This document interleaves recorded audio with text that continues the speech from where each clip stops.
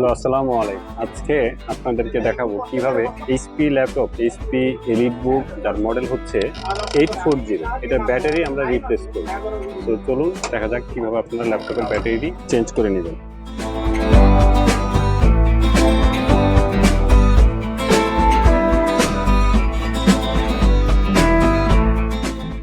এখানে দেখেন লক আছে। আপনারা যদি শুধু এইভাবে ধরে টানাটানি করেন তাহলে কিন্তু এটা খুলে আসবে। খেয়াল করবেন, দেখেন এখানে দুইটা লক আছে, এখানে একটা লক এবং এখানে একটা লক, ঠিক আছে? এই দুইটা লকের এই যে দেখেন লকটা কিভাবে খোলার চিহ্ন।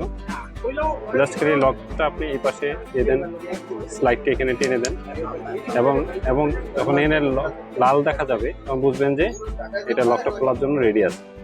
এবার এখানে ধরে জাস্ট প্রেস করলেই এটা চলে আসবে।